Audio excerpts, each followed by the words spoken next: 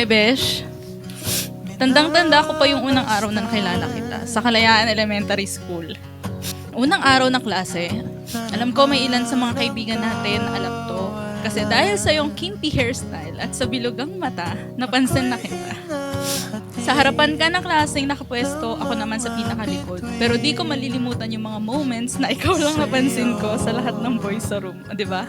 Ikaw pala yung first crush. Saan man maglayar. Ang advice ko lang sa'yo, ang pag-aasawa ay hindi parang mainit na kanin. Pag kinain mo at napasok ka ay iluluwa mo ng Sa'yo ko lang sasabihin. Kailangan na ikaw ang kapiling ko sa ilalim ng buwan. Kay saya. Walang meaning yung mga yung gift ko. Basta alam ko lahat yan makakapagpasaya sa'yo. Pero ang greatest gift ko ay mamayang gabi.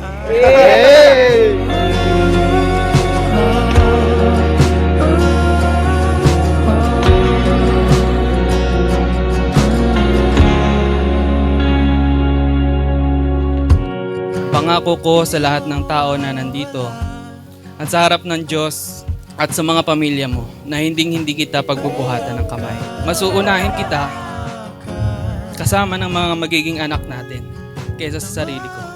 At higit sa lahat, gaya ng mga magulang natin, I promise to be a better provider. Mahal na mahal kita.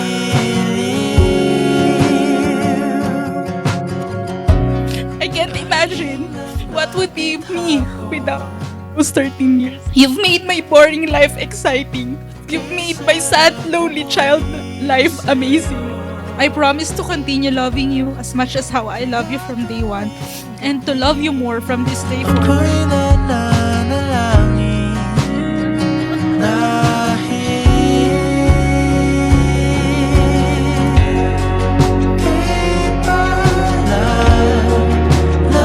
Richard!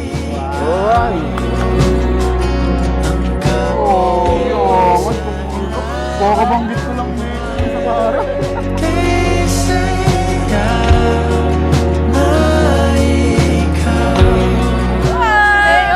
Sana magustuhan mo tong gift ko sa'yo at alam kong wala kang idea about it. Lagi mo tong request at kahit mahal, syempre gagawan ko ng paraan dahil mas mahal kita. Alabi mo!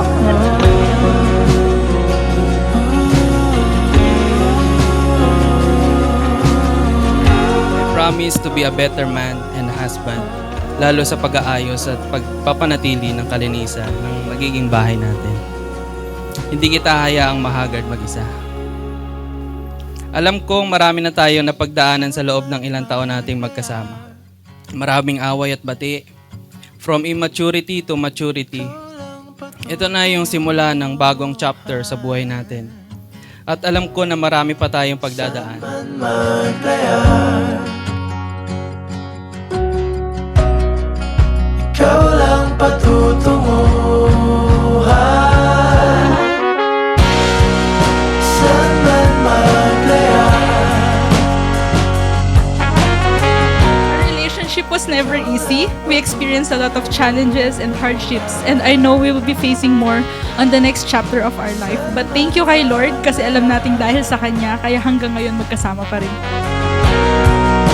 Ikaw lang patutunguhan. Saan man maglayar. Ikaw lang patutunguhan.